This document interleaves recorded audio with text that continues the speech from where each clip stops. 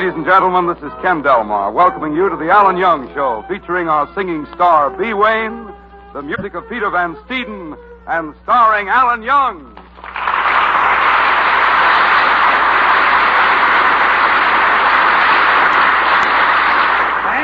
Thank you, Ken, and good evening, friends. Say, Kenny, where do you think I went last night? Huh? The Stork Club. The Stork Club? How did you happen to go there? Well, last night the lady next door had a baby, so I ran out of my apartment, hopped in a cab, and I said, follow that stork. And the stork led you right to the front door of the Stork Club. No, not the front door. He had to use the delivery entrance. You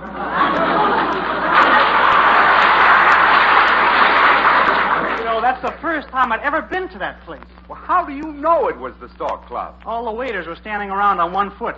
Well, Kenny, no sooner did I check my hat than the head waiter came up to me and said, good evening, I have a table for you, Mr. Webster. Webster? What made him think your name was Webster? I was carrying a dictionary under my arm. Well, why did you bring a dictionary to the Stork Club? I hate to eat alone. Kenny, I've never been to such a swanky place. The hat-check girl looked like Marlene Dietrich, the flower girl looked like Betty Grable, and the cigarette girl... What did she look like? An ashtray.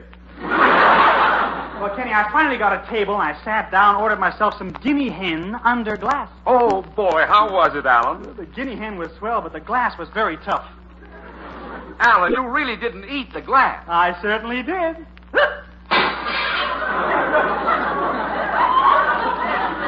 Of course, you'll never guess what I had for dessert. What? Some pie, Rex. But then...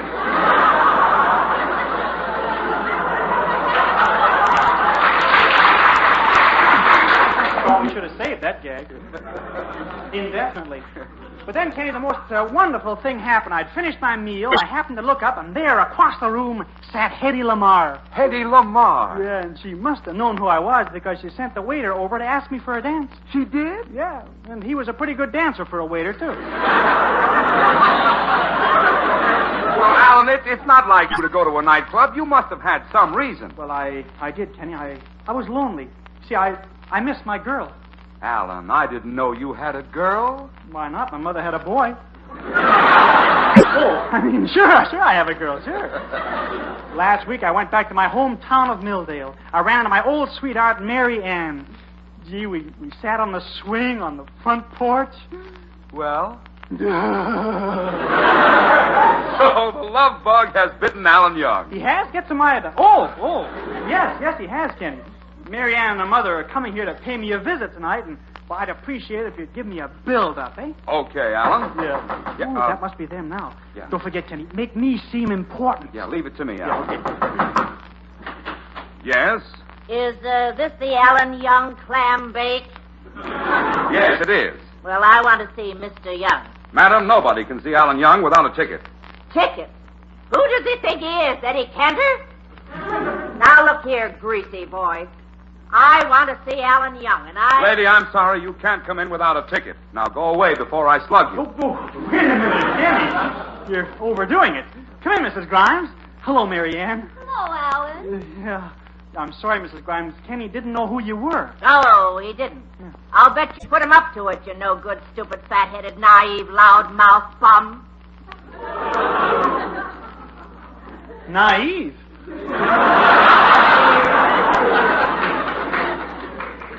Mrs. Grimes, you're talking to a man who's seen life from the balcony of a burlesque show. You call me naive. Oh, Alan. Hello, Maryanne. You glad to see me? Oh, yes. Notice anything different about me, Maryanne? No. Take a good look. No, I don't see anything different about you. Wearing my cufflinks backwards.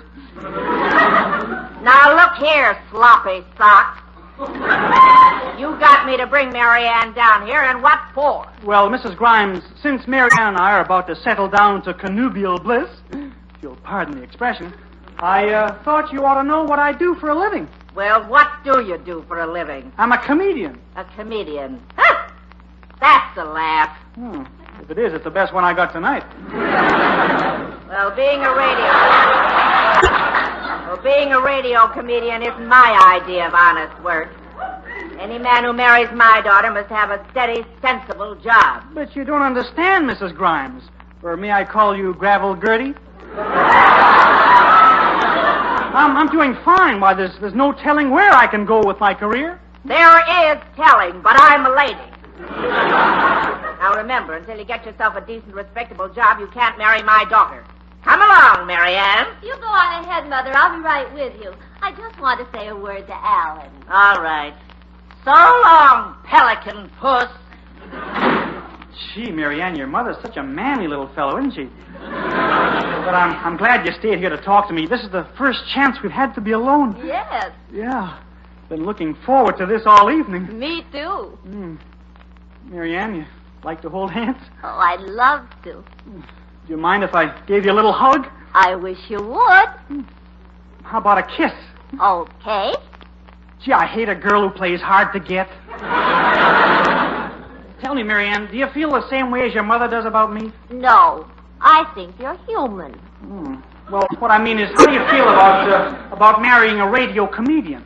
Well, Alan, I had hopes of marrying a man who does more exciting work. Like a newspaper man, for instance. What's exciting about delivering newspapers? I mean a newspaper reporter. Oh, I see, a reporter. Gosh, that's an idea. I can just see myself now, dashing into the White House. How do you do, Mr. President? I'm Alan Young of the Gazette. I want a statement from you on the... Well guarded, isn't he?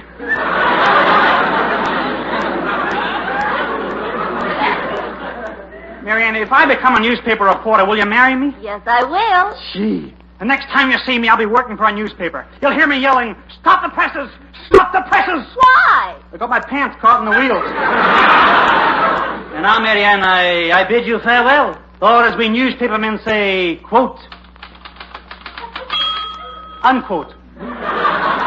Don't worry, Maryanne, I'll get myself a job as a newspaper reporter. See you later.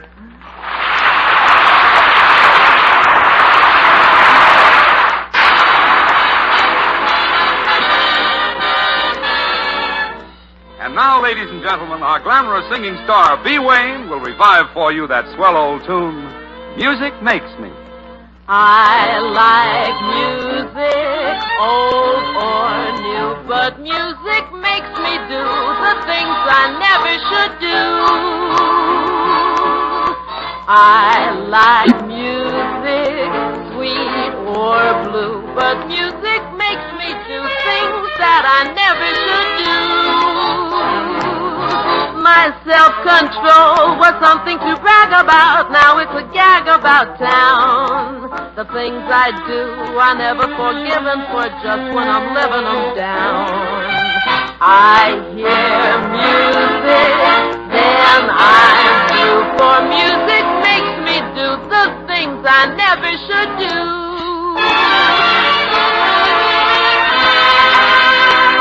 It makes me lose my dignity. It makes me lose my poise.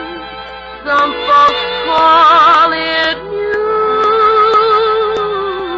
music, but my folks call it noise. I like music, old or new, but music makes me do the things I never should do. Oh, I like music, sweet or blue, but music makes me do things that I never should do. My self-control was something to brag about. Now it's a gag about town. The things I do are never forgiven for just when I'm living them down. Da da da da da da da da da. I hear music and I'm through. For when I hear that cue, it makes me want to do all the things I never should do.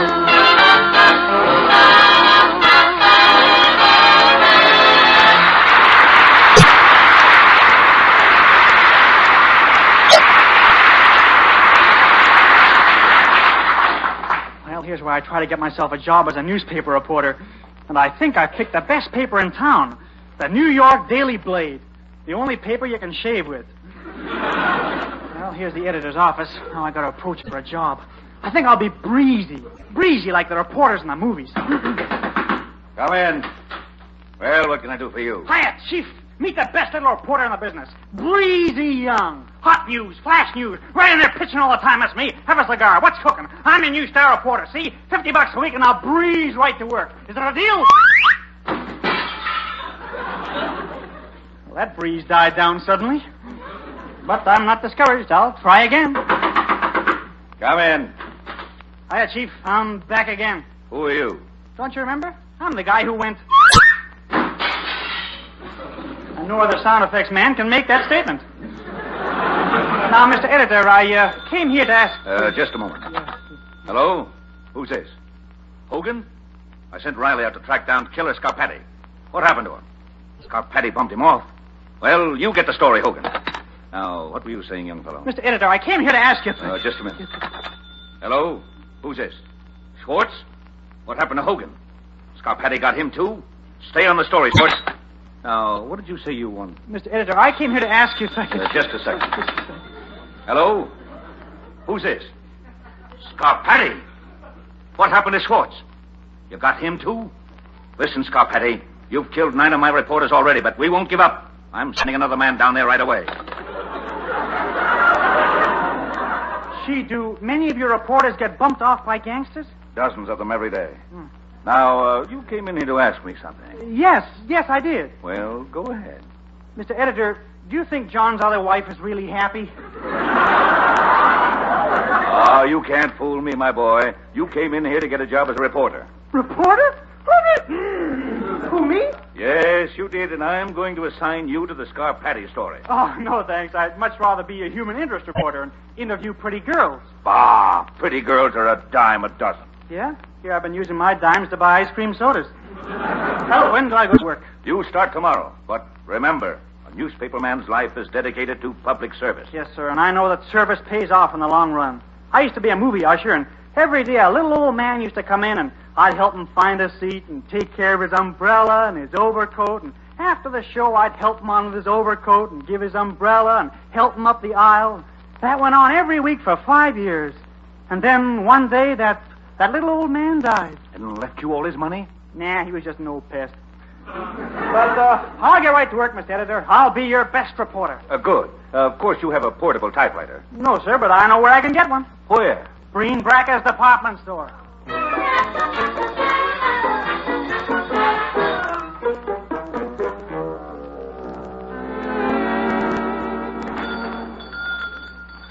I hope he has a portable typewriter. Mr. Breenbracker. Oh, Mr. Breenbracker. Oh, here I am. You would have to walk in now. Why, were you doing something important? Yes, I was in the back of the store lacing up my wife's corset. Must be something wrong with it. Why? No matter how tight I lace it, I still buzz in the front.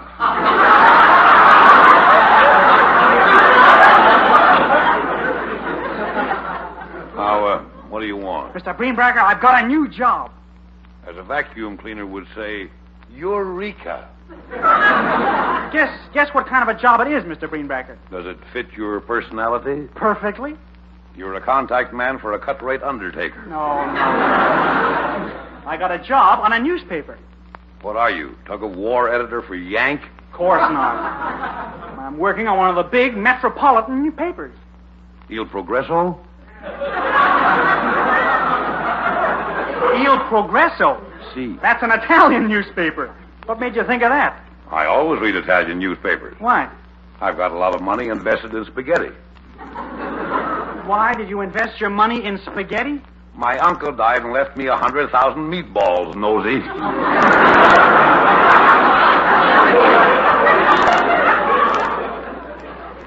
Now, did you come in here to buy something, or can I go back and finish touching up my hair? Certainly I want to buy something. I want to buy a typewriter.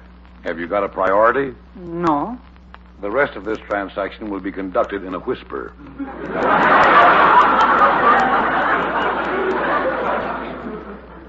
I've got one typewriter left. It'll cost you $9. Only $9? Yes, the letter L is missing. Well, how does it write? Lousy. I'll take it, Mr. Greenbacker. Where is it? I need a typewriter for my work as a newspaper reporter. Oh, I hate reporters. Before my wife Emily married me, she used to go around with a very famous newspaper reporter. Pulitzer of the World? No. Greeley from the Star? No. Then who was he? Peeling from the sun.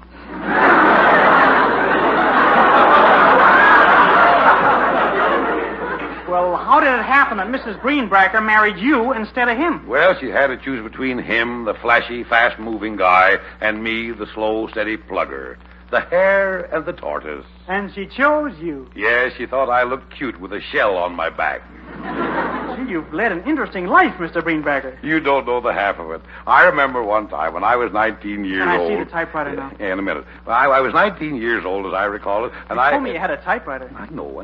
Anyway, I was 19 years old, and this blonde manicurist must have been at least 35. So Mr. Greenbacker, the typewriter, the typewriter? The typewriter, the typewriter. Instead of worrying about a typewriter, a boy of your age should be out chasing girls. Well, I've got my career to think about. Isn't he unappetizing? Typewriter's right here on the table. Okay, I'll just sit down in this chair and try it out. Don't lean back. There's an electric fan right behind you. Don't worry, Mr. Greenbacker. Watch out for that fan. Please, Mr. Greenbacker, I know what I'm doing. I'm glad.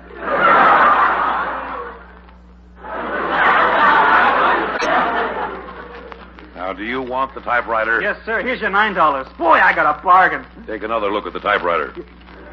Hey, you cheated me. You said this typewriter was missing only one letter, or whatever it is. Now that I look at it, there are only two letters in the whole machine, B and O. What can I do with a typewriter with the letters B and O? Write fan mail to Lifebuoy Soap. Oh, good day, Mr. Good Green. day, Mr.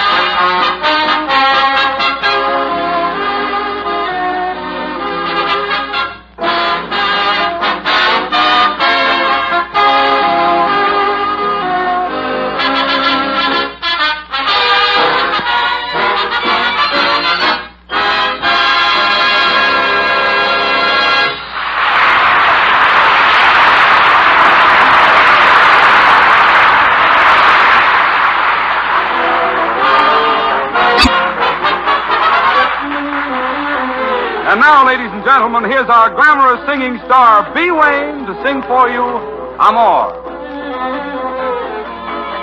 Amor, amor, amor. This word so sweet that I repeat means I adore you. Amor, amor, my love. Would you deny this heart that I have placed before you? I can't find another word with meaning so clear. My lips try to whisper sweeter things in your ear. But somehow or other, nothing sounds quite so dear as this soft caressing word I know. Amor, amor, my love. When you're away, there is no day, and nights are lonely. Amor, amor, my love. Make life divine, say you be mine, and love me only. I can't find another word with meaning so clear. My lips try to whisper sweeter things in your ear. But somehow or other, nothing sounds quite so dear as this soft caressing word I know.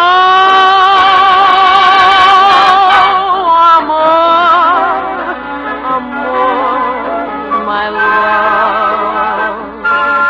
When you're away, there is no day, and nights are lonely.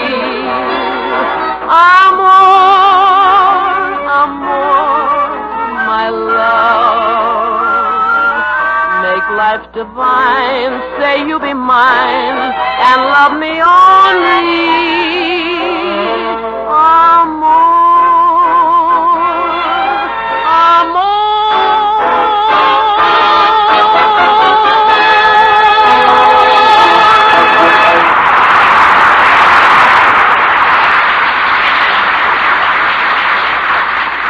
Here I am with my portable typewriter, Mr. Editor. I'm all ready to go to work as a reporter. You got here just in time, Young. I've been called away on a very important assignment. I want you to take over as editor temporarily. Here, use my desk. Gee, thank you.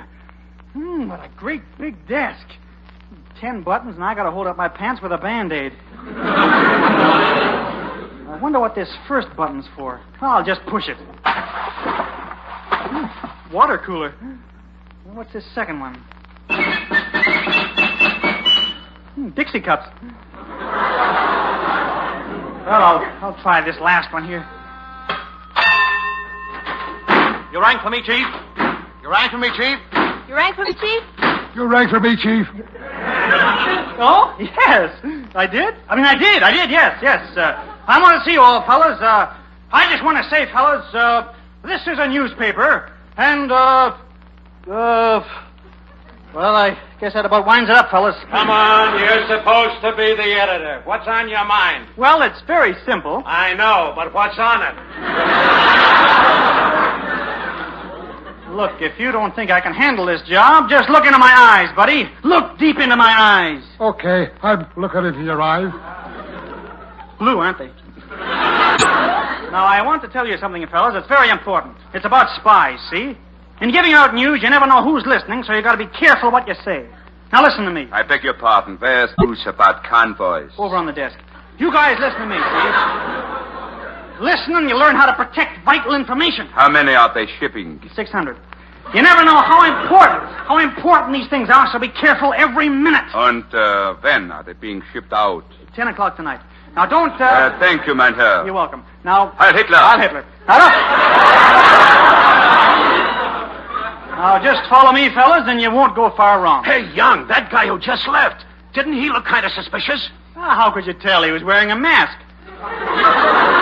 Now, men, fellas, go out and bring back some news. I got to make some changes around here. I'm not satisfied. I'm going to speak to my assistant editor here. Oh, stop. Stop. He's in conference. Come in. Hello, Mr. Young. Well, if it isn't the man who writes our weather forecasts. Say, how are chances for a shower? Go ahead and take one if you need it. That guy's become unbearable since we put mercury in his thermometer. Well, I ought to get some news.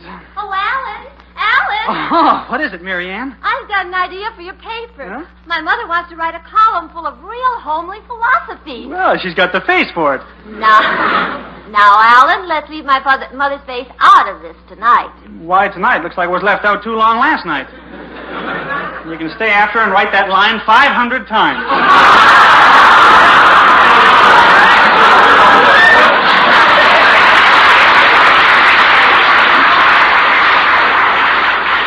But that's not getting me any news. Hello, Editor Young speaking. Mr. Young, this is Japanese soldier speaking. Americans attacking, but I am not afraid. Banzai. What happened? Bullseye. Oh, good. They shot him between toe and jaw. Well, I still haven't got any news, and the paper goes to press in a few minutes. Hello? Hey, Chief. A man down here has just been murdered. What about it? I'm innocent, I tell you, innocent! They can't pin a thing on me. Alan, you've got to make a go of this job for my sake. I know, Maryanne. I'm doing my best, but nothing ever happens around here. Oh, come in. I beg your pardon. I am the ambassador from Patagonia. Do you mind if I jump out of your window? Not at all. Thank you. I guess it's just because some days are quieter than others, that's all. Pardon me, I'm the district attorney. Do you mind if I shoot myself in here? Not at all. Thank you.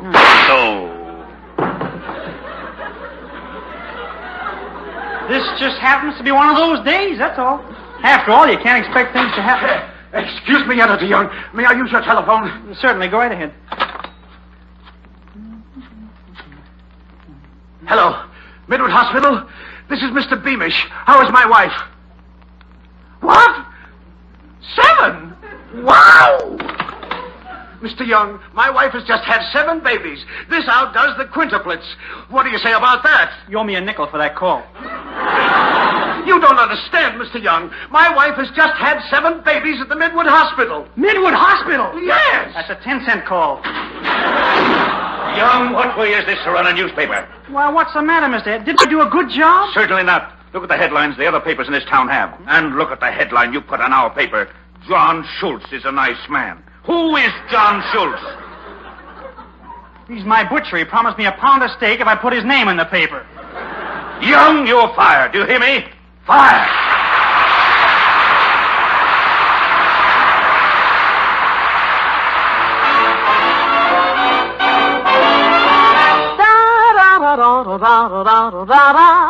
Milkman, keep those bottles quiet. Can't use that jive on my milk diet. So, milkman, keep those bottles quiet. Been jumping on the swing shift all night, turning out my quota. All right, now I'm beat right down to the side, and I've got to dig myself some nods. So, milkman, keep those bottles quiet.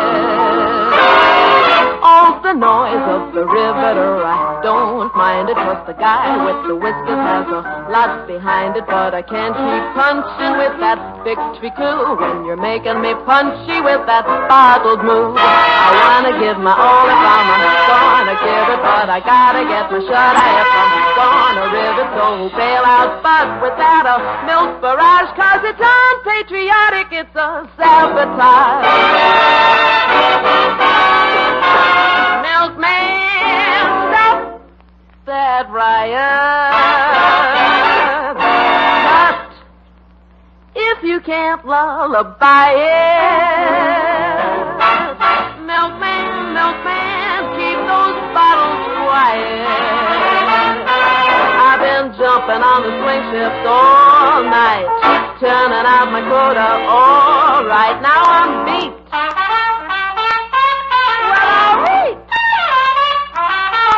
Oh, milkman, keep those bottles quiet. Now I'm asking you politely, Gate. If you don't, you'll be in a terrible state. So, milkman, keep those bottles quiet. Milkman, won't you keep those bottles quiet? Hush.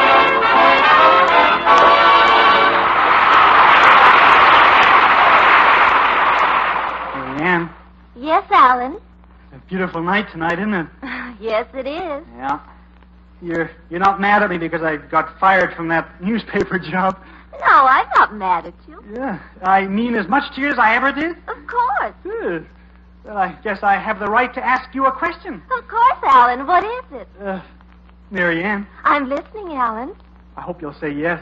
What's the question, Alan? Maryanne, would you like to buy a used portable typewriter?